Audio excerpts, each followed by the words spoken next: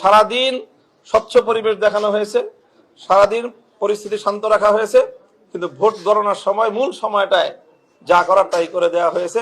এখানে ওভাররাইটিং করে যেই পরিমাণ ভোট বাড়ানো হয়েছে সেটা এবং যেই পরিমাণ ব্যালট বাতিল করা হয়েছে, এই দুটো যুক্ত করলে আমার ধারণা যে ৫,০০০ ভোটের ব্যবধান আমার পক্ষে হবে। আমরা তখন সেভাবে প্রোটেস্ট করতে পারি নাই, আমাদের রিপ্রেজেন্টেটিভ ছিল না, প্রোটেস্ট করার তো সেখানে প্রশ্নই আসে না। আর যেখানে রিপ্রেজেন্টেটিভ ছিল তারা সেই স্পেসটা পান নাই এবং আমাদেরকে সেভাবে অ্যালাউ করা হয় নাই। এই জাতীয় কারণে আমরা এটা অভিযোগ করতে পারি নাই। আমরা পরবর্তীতে এখানে এসে আমরা অভিযোগ করেছি এবং এখনো আমরা লিখিতভাবে এখানে আমাদের অভিযোগ দায়ের করলাম। আমরা এটাকে সর্বশেষ পর্যায় পর্যন্ত এই লড়াইটা চালিয়ে যেতে চাই, কারণ যারা ভোট প্রদান করেছে তারা ভুল করলো কি করলো না সেটা যেরকম বিবেচ্য বিষয়, এখানে নির্বাচন কমিশনের ফলটা কি সেটা তো আমাদের বের করা দরকার। যদি নির্বাচন কমিশনের ভুলের কারণে কোনো ত্রুটি হয়ে থাকে, এর দায় কেন আমার ভোটার নেবে? এই দায় কেন জনগণ নেবে? জনগণের যারা কর্মচারী, জনগণের যারা নিয়োজিত নির্বাচন কমিশনের দায়িত্বশীলরা, তাদেরকে এই জন্য জবাবদিহিতা করতে হবে জনতার কাঠগড়ায়, এবং আমরা সেই জনতার কাছ থেকে, জনতার পক্ষ থেকে আমরা সেই জবাবদিহিতা ইনশাল্লাহ আদায় করেই ছাড়বো, যে কোনো উপায় হোক। ওভারঅল নির্বাচনটা হয়েছে হলো সহিংসতা মুক্ত, এটার সবচেয়ে বড় অ্যাচিভমেন্ট। দ্বিতীয় হলো যে মানুষের ব্যাপক উপস্থিতি উৎসাহ ছিল, এটা দ্বিতীয় অ্যাচিভমেন্ট। ৩ নম্বর অ্যাচিভমেন্ট হলো যে ভোট গ্রহণ সময়কালীন সময়টা, পূর্ণ ভোট গ্রহণকালীন সময়টা শান্তিপ্রিয় ওভারঅল ছিল মোটামুটি, এটা তৃতীয় অ্যাচিভমেন্ট।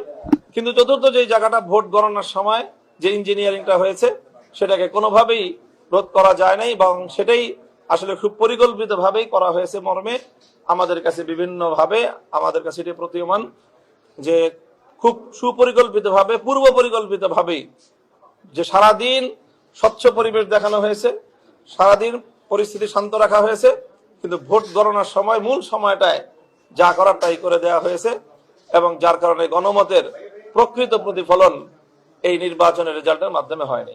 আমার আসনে, ঢাকা 13 আসনে নির্বাচনের যেই ফলাফল, জনগণের যেই মতামত, সেই মতামত রেজাল্টের মধ্যে এবং যেই নির্বাচন কমিশনের পক্ষ থেকে পরিবেশিত যে ফলাফল প্রকাশ করা হয়েছে, প্রকাশিত সেই ফলাফলের মাধ্যমে জনগণের প্রকৃত মতামতের প্রতিফলন ঘটেনি। তার কারণ আমাদের কাছে বেশ কিছু প্রমাণ রয়েছে, যে প্রমাণের মাধ্যমে আমরা এটা বিশ্বাস করছি, বিশ্বাসযোগ্য প্রমাণ।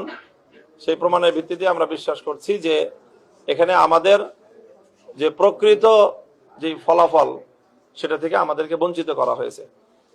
যেমন আমাদের আসনের বেশ কিছু কেন্দ্র থেকে আমাদের যে পোলিং এজেন্ট ছিল, সেই পোলিং এজেন্টদেরকে বের করে দেওয়া হয়েছে মূল গণনার সময়, যার কারণে অনেকগুলো আমাদের সেই রেজাল্ট শিটের মধ্যে আমার পোলিং এজেন্টের স্বাক্ষর নাই। স্বাক্ষর ছাড়া তারা একতরফাভাবে নিজেদের মতো করে রেজাল্ট প্রকাশ করে দিয়েছে।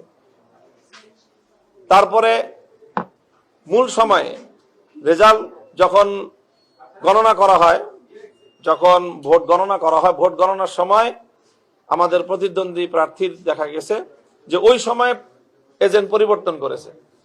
সারাদিন এক পোলিং এজেন্ট ভোট কাস্ট করেছে, গণনার সময় সম্পূর্ণ আইন বহির্ভূতভাবে সেখানে আরেকজন গিয়ে ঢুকে তারা ভোট গণনা করেছে, যেটা আমরা মনে করি যেটা কোনোভাবেই গ্রহণযোগ্য হতে পারে না। তো এইভাবে বেশ অনেকগুলি আসন থেকেই আমাদের পোলিং এজেন্টদেরকে বের করে দিয়ে, অথবা পোলিং এজেন্টদেরকে তাদের স্বাক্ষর ছাড়াই একতরফা ভাবে ওনারা ফলাফল প্রকাশ করেছেন। দ্বিতীয় হলো যেই ফলাফলগুলি প্রকাশ করেছেন তার মধ্যে অনেকগুলোর মধ্যেই স্বাক্ষর নেওয়ার পরে গিয়ে ওনারা ট্যাম্পারিং করেছেন, এবং ট্যাম্পারিং যেই ফলাফলগুলিতে করেছেন, যেই শীটগুলিতে করেছেন, দেখা গেছে সবগুলো শীটে একটা জায়গাতেই ট্যাম্পারিং, একটা প্রার্থীর ভোটের মধ্যেই সেখানে ওভাররাইটিং, সেখানে কেটে সংখ্যা একটা জায়গায় আরেকটা বসানো হয়েছে, একটার উপর দিয়ে আরেকটা সংখ্যা লেখা হয়েছে।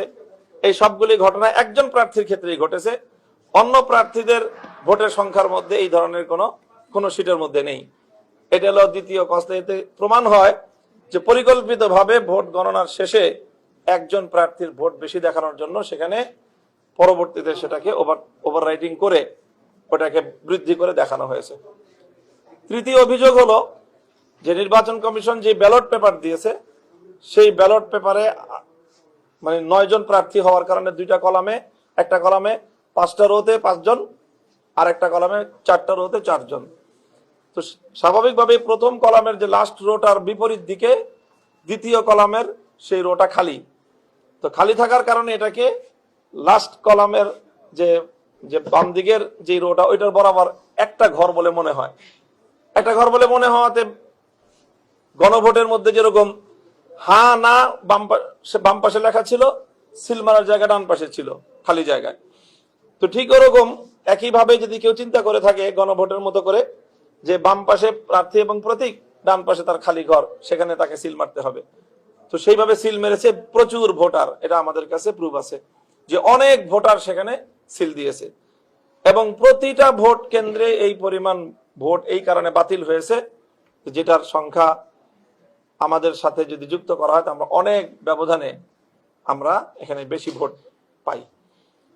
তো আমাদের কাছে এটা প্রমাণ রয়েছে যে নির্বাচন কমিশনের পক্ষ থেকে অন্য আসনে, যেরকম ঢাকা 8 আসনের ব্যাপারে একই সেম কেসটা হয়েছে মির্জা আব্বাস সাহেবের ক্ষেত্রে ধানের শীষের প্রতীকে, যে সেখানে তার ফার্স্ট কলামের লাস্ট রোতে মির্জা আব্বাস এবং সাহেবের নাম এবং ধানের শীষ, আর বিপরীত দিকে দ্বিতীয় কলামের লাস্ট রোটা খালি। তো সেখানে যেই সিলগুলি পড়েছে সেই সিলগুলোকে ধানের শীষের এই ভোট বলে গণ্য করার মর্মে নির্বাচন কমিশনের সিদ্ধান্ত আছে বলে আফরোজা আব্বাস সাহেবা, যিনি বিএনপি নেত্রী, তার পক্ষ থেকে মিডিয়াতে স্পষ্ট ব্রিফিং আছে। তো এই সকল কারণে আমাদের আসনে ভোটের ব্যবধান হলো মাত্র 2320টি ভোট, আর আমাদের এই ভোট বাতিলকৃত ভোটের সংখ্যা আমার আসনে 4381। তো আমরা যেটা ধারণা করছি যে 4381-র মধ্যে মোর দেন 80% ভোট, এটা আমার সেই ধরনের ভোট যেই ভোটটা নির্বাচন কমিশন বিভ্রান্ত করেছে জনগণকে, এবং সেই জনগণকে বিভ্রান্ত করার দায় আমি মনে করি জনগণের কাঁধে না চাপিয়ে নির্বাচন কমিশনের নিজেদের কাঁধে এটা দায় নেওয়া উচিত। এবং এখানে যে নির্বাচন কমিশনের যে বিধি আছে সেই বিধিতে এটা আছে যে যদি কোথাও সিল পড়ে, সেই সিলের কোন প্রার্থীকে ভোট দিতে চেয়েছে প্রার্থী এই ভোটার, সেই তার ইচ্ছাটা যদি শনাক্ত করা যায় যে সে এই প্রার্থীকে ভোট দিতে চেয়েছে, তাহলে সেই ভোটটা সেই প্রার্থীর ঘরে কাউন্ট হওয়ার কথা। এই বিবেচনায় আমি মনে করি যে আমার এই জাতীয় ভোট যেগুলো বাতিল করা হয়েছে সেগুলো আবার রিকাউন্ট করে সেগুলোকে যদি গণনা করা হয় তাহলে ভোটের যে হিসাব সেই হিসাব থাকবে না। এখানে ওভাররাইটিং করে যেই পরিমাণ ভোট বাড়ানো হয়েছে সেটা এবং যেই পরিমাণ ব্যালট বাতিল করা হয়েছে এই দুটো যুক্ত করলে আমার ধারণা যে 5000 ভোটের ব্যবধান আমার পক্ষে হবে। তো এই হলো অবস্থা। কাজে এই অবস্থার প্রেক্ষিতে আমি তাৎক্ষণিক ওই দিন রাতেই এসে নির্বাচন কমিশনকে অবহিত করেছি, আমাদের এই যে রিটার্নিং কর্মকর্তাকে অবহিত করেছি এবং ইসি সচিবের সাথে আমি কথা বলেছি, এবং সেটা ওনাদের সাথে কথা বলার পরে এখন আরো প্রুফ সহ যাবতীয় সকল কাগজপত্র ডকুমেন্ট সহ আমরা সেগুলো তাদের কাছে সাবমিট করলাম। এখন আমাদের পরিষ্কার কথা যে যেই ভোটাধিকার প্রতিষ্ঠা করার জন্য, জনগণের ভোটাধিকার সংরক্ষণ করার জন্য যে আমাদের সংগ্রাম, আমাদের যে আন্দোলন, সেই আন্দোলন এবং সংগ্রামকে সফল করতে হলে জনগণের ভোটাধিকারকে যদি সংরক্ষণ করতে হয় তাহলে আমাদের এই আন্দোলন থেকে পিছিয়ে আসার কোনো সুযোগ নেই।